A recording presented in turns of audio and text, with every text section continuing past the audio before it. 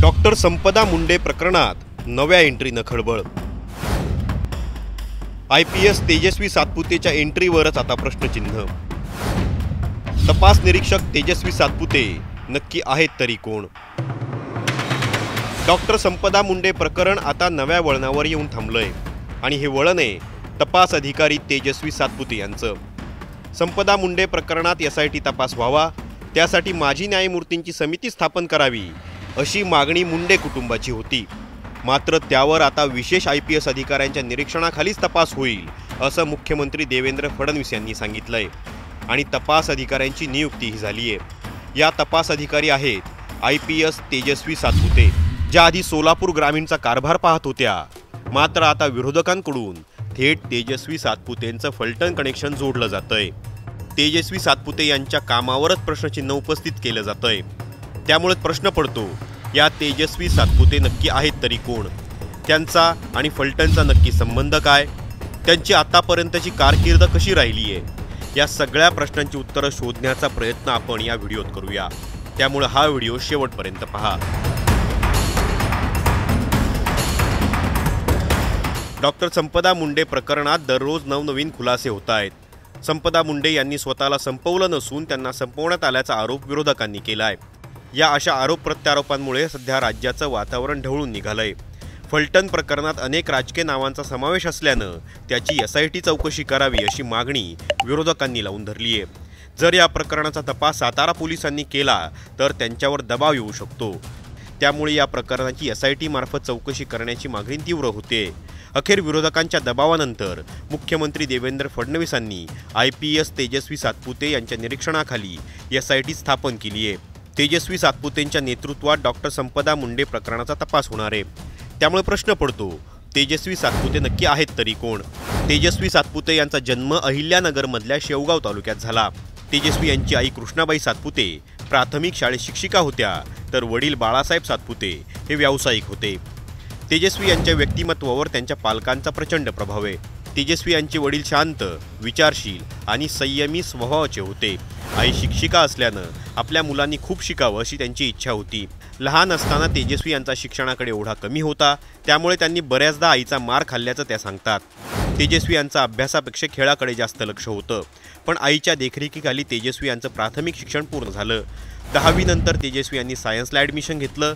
त्यावेळी त्यांना काहीतरी नवीन करायचं होतं। तेजस्वी यांच्यासोबत असलेल्या मित्रमैत्रिणींचं ध्येय डॉक्टर आणि इंजिनियर व्हायचं होतं, पण तेजस्वी यांनी ठरलेल्या वाटेवर न जाता वेगळी वाट निवडायची होती। 12वी नंतर तेजस्वी यांनी BSc केलं। त्यासाठी त्यांनी बारामतीच्या विद्या प्रतिष्ठान संस्थेत ॲडमिशन घेतलं आणि इथंच त्यांचा फलटणशी संबंध आल्याचं विरोधकांचं म्हणणं आहे। 2009 मध्ये त्यांनी स्पर्धा परीक्षेच्या तयारीला सुरुवात केली। त्यासाठी त्यांनी मराठी आणि इतिहास हे विषय निवडले। तेजस्वी पहिल्या प्रयत्नात अपयशी ठरल्या। दुसऱ्या प्रयत्नात म्हणजे 2012 मध्ये तेजस्वी सातपुते यांना देशात 158वा रँक मिळाला आणि त्या IPS झाल्या। UPSC परीक्षेत यश मिळवल्यानंतर त्यांचं लग्न दिल्लीत राहणाऱ्या किशोर रक्ताटे यांच्याशी झालं। त्यानंतर तेजस्वी प्रशिक्षणासाठी मसुरीला गेल्या। तिथे त्यांनी 100 दिवसांचा फाउंडेशन कोर्स केला। पुढच्या प्रशिक्षणासाठी हैदराबादच्या वल्लभभाई पटेल पोलीस अकादमीत त्या दाखल झाल्या। या ट्रेनिंगमध्ये तेजस्वी यांना मोठं यश मिळालं। अतिशय कठीण ट्रेनिंगनंतर तेजस्वी महाराष्ट्र पोलीस दलाच्या सेवेत दाखल झाल्या। जालना जिल्ह्यातल्या परतूरमध्ये त्यांनी खाकी वर्दीच्या सेवेला सुरुवात केली। डिसेंबर 2014 ते एप्रिल 2016च्या दरम्यान तेजस्वी जालना जिल्ह्यात कार्यरत होत्या। ही जबाबदारी पार पाडल्यानंतर त्यांची नेमणूक राज्य गुप्तचर विभागात पोलीस अधीक्षक म्हणून करण्यात आली। या नेमणुकीच्या काळात तेजस्वी यांच्यासमोर जी आव्हानं आली ती त्यांनी यशस्वीपणे हाताळली। राज्याच्या CIDत काम करताना त्यांनी अनेक उपक्रम राबवले। यानंतर तेजस्वी सातपुते यांना पुणे ग्रामीण अतिरिक्त पोलीस अधीक्षक पदाची जबाबदारी देण्यात आली। या पदावर असताना त्यांनी अतिशय कमी कालावधीत आपल्या कामाची छाप सोडली। ग्रामीण भागातील कायदा सुव्यवस्थेची परिस्थिती अतिशय सक्षमपणे सांभाळली। पुणे शहर वाहतूक पोलीस उपाध्यक्षपदी नियुक्ती झाल्यानंतर त्यांनी केलेल्या प्रयोगांची चर्चा झाली। तेजस्वी या उपायुक्त असताना हेल्मेट सक्तीचा निर्णय घेण्यात आला। त्यांच्याच पुढाकारानं अगदी कमी काळात पुण्यात हेल्मेट वापरणाऱ्यांची संख्या 20% 80% पोहोचली। हेल्मेट सक्तीमुळे शहरातील अपघाती मृत्यूंचं प्रमाणही घटलं। झेब्रा क्रॉसिंग, सिग्नल तोडण्यासंबंधी जनजागृती करण्यात आली। ट्रॅफिकच्या समस्येवरही काही अंशी तोडगा काढण्यात आला। 2019 मध्ये सातारा जिल्ह्यात महिला पोलीस अधीक्षक म्हणून तेजस्वी यांनी कारभार घेतला। मीरा बोरवणकर यांच्यानंतर साताऱ्याला महिला पोलीस अधीक्षक म्हणून लाभलेल्या IPS तेजस्वी सातपुते या दुसऱ्या महिला पोलीस अधीक्षक। कोरोनाचा काळ त्यांच्यासाठी आव्हानाचा होता। कोरोना काळात अनेक पोलीस एकाच वेळेस बाधित झाले। तेजस्वी सातपुतेंच्या नेतृत्वात बाधित झालेल्या पोलिसांवर उपचारासाठी 5 दिवसात जम्बो ऑक्सिजन सेंटर उभारण्यात आलं। त्यानंतर 2020ला तेजस्वी सातपुते सोलापूरमध्ये पोलीस अधीक्षक म्हणून रुजू झाल्या। पोलीस अधीक्षकपदी असताना तेजस्वी सातपुते यांनी दारू भट्ट्यांवर काम करणाऱ्या परिवारांसाठी ऑपरेशन परिवर्तन राबवलं।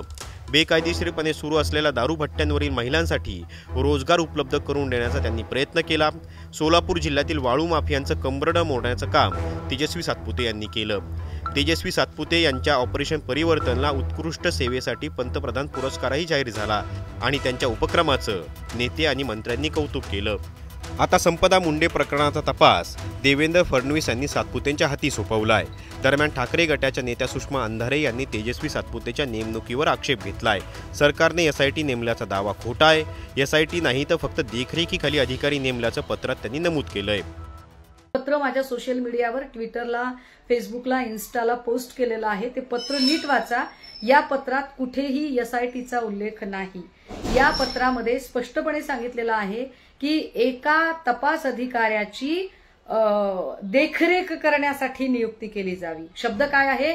एका तपास अधिकाऱ्याची देखरेख करण्यासाठी नियुक्ती केली जावी आणि हे आक्षेपार्ह आहे। बरं, ज्या तपास अधिकाऱ्याची नियुक्ती त्यांनी म्हटलेलं आहे, मुळात त्या तपास अधिकाऱ्याबद्दल सुद्धा अनेक आक्षेप आहेत आणि जो तपास अधिकारी म्हणून जी व्यक्ती नेमलेली आहे त्या व्यक्तीचं इयत्ता 10वी पर्यंतचं शिक्षण पुन्हा फलटणमध्येच झालेलं आहे। अनेक गोष्टी माझ्याकडे सांगण्यासारख्या आहेत। दरम्यान बऱ्याचदा तेजस्वी सातपुते यांच्या कार्यपद्धतीवर टीकाही झाली। लोकांशी बोलताना त्यांचा पारा सुटतो, अनेकदा त्या लोकांवर भडकतात, जनतेत मिसळत नाही, अशा टीका त्यांच्यावर अनेकांनी केल्या। मात्र हे प्रत्येकाचे वैयक्तिक अनुभव असू शकतात, यात किती तथ्य आहे हे सांगता येत नाही। मात्र आता तेजस्वी यांच्यावर सरकारनं मोठी जबाबदारी टाकली आहे। असं असलं तरी विरोधक आणि संपदा यांच्या कुटुंबियांकडून या निवडीवर प्रश्नचिन्ह उभं केलं जातंय। तेजस्वी यांनी कॉलेजचं शिक्षण फलटण बारामतीत घेतलंय आणि हाच धागा पकडत सुषमा अंधारेंनी पक्षपाती तपास होऊ शकतो असं म्हटलंय। त्यामुळे निवृत्त न्यायाधीशांच्या अध्यक्षतेखाली SIT स्थापन करावी अशी मागणी विरोधकांनी लावून धरली आहे। तर दुसऱ्या बाजूला सरकार मात्र या नियुक्तीवर ठाम आहे। आता पुढे काय होतं हे पाहणं महत्त्वाचं असेल। तुम्हाला काय वाटतं?